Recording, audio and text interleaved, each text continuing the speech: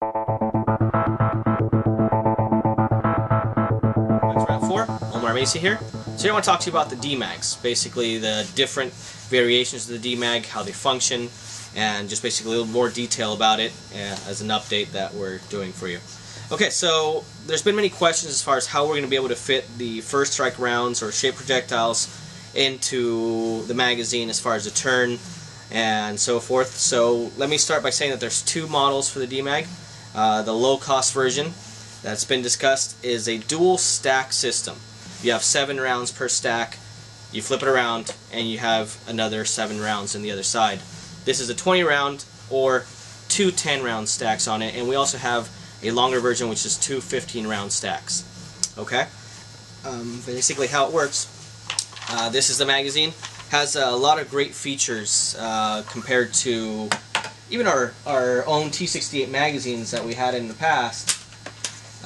Again, they've served their purpose, but they've been around for quite a while, almost a decade, and they have a couple issues that we're trying to solve by doing this. This collar, accidentally a lot of people have lost their paintballs because this button gets engaged when they're trying to load into their vest or pulling it out, and this is something that's completely solved with this design.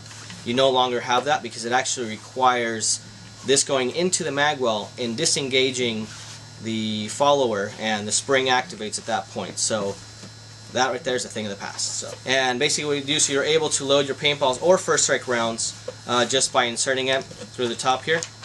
Sorry, wrong side. Okay, you just basically do that. So there's a ball detent that's part of the mechanism. The ball detent is also the activation bar that releases the follower. So if we can go ahead and put it there. So you're able to load the paintballs just by clicking it over the top. You don't have to fiddle with anything. There you go. The last paintball, you just press it down a little bit farther so it goes past the, well, let's call it a ball detent there. Okay? And basically the way that it works, we take this is a MKP or the Tacamo kit for the Phenom. And the reason we've been discussing that you require a new magazine is just the differences, the way this one works versus a T68 magazine.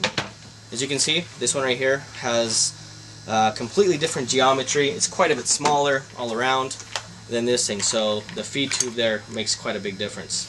That's the reason you require a new magwell. Also, the magwell needs to have the activation bar that releases the paintballs once inserted into the magazine. So again, very useful. You're able to insert this into any vest without an accidental release of the paintballs. So great feature there. Okay, basically you just insert it into the magwell. I'm not going to insert it right now because we're going to chamber the gun and we don't want to do that yet. We'll do a little shooting video shortly to show you how it is when it's being used. So basically you go through whatever amount you have in your stack. In this case you have 7 rounds plus 1 in the chamber. Turn it around, put it in the opposite side, and you're ready to shoot your other rounds. Now, being in this configuration, you don't have to go down to your vest or to any of your dump pouches to get another magazine. It's actually quite quick to switch the magazine, so it's very quick reloading, and it also gives you great practice on your mag drills as well. Okay, as I'm discussing, there's a couple different variations that we're going to do for the DMAG. So the DMAG, the entry version or economic version would be this dual stack design, and again 3 different lengths, 14 rounds, 20 rounds, and we'll have a further one which is a 30-round design. So for when you're out there in the field and you need that extra firepower, you got a little bit more to go with. Alright, as far as the second type of DMAGs, we want to do a continuous flow of paintballs. So we actually do want to give you 20 continuous paintballs, first strike or shape projectiles in this case. And what we're going to do is we're going to look to basically almost a decade old technology that we've been using for our X-Power, RAP4 X-Power marker. You can see the first strike round in this case would first start in this axis. A little fiddling around here, sorry about that. Okay, so it would start in this axis first, and as it goes around the magazine, makes a turn, and it actually turns on its own axis so it gets ready to chamber and fire. This is the best and only real way to fit the shape projectile and make the turn around the U in this way. Now, again, because of the nature of shape projectiles, you're able to use a stronger spring, so therefore the danger of collapsing a paintball is not so much of an issue.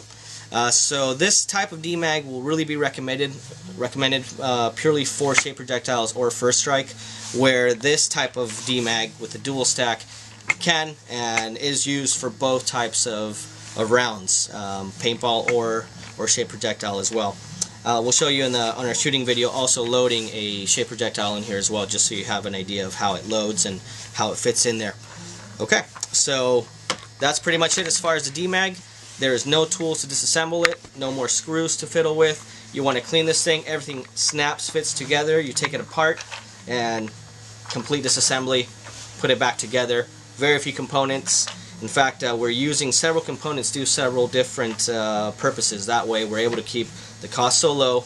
The materials being used is very much like a pod in the way that it's in construction. So again, these are meant so you're able to go out there, shoot, throw them out, pick them up later after you're done, throw them to one of your basically teammates, and not worry about it because of the low price point. So that's the idea of the DMAG, and that's the main purpose of it.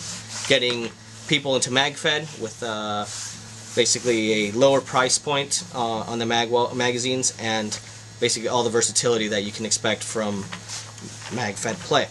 Also, another thing that these do have an advantage for paintball versus the curved design is that you have a straight feed. So obviously we've seen again also in the past 15 years or so with MagFed paintball that the best way to feed is a straight stack for paintball. Because of the nature of paintball going around the U, you really have to make sure the balls are shaped well, they can turn inside, and that they're not being crushed by a strong spring that requires to do with the system. Welcome back.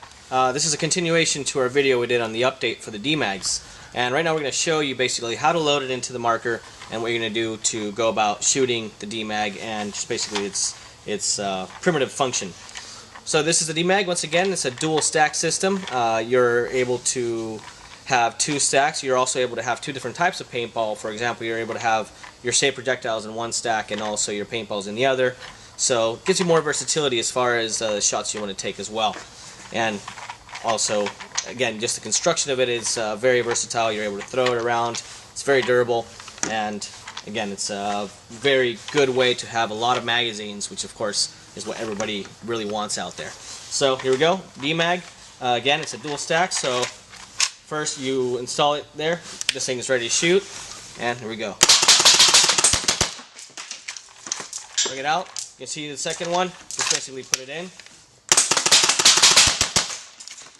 There you go. But this is basically how the DMAG works. And again, so you basically take from one side, load, pull out to the other, and then that's pretty much it.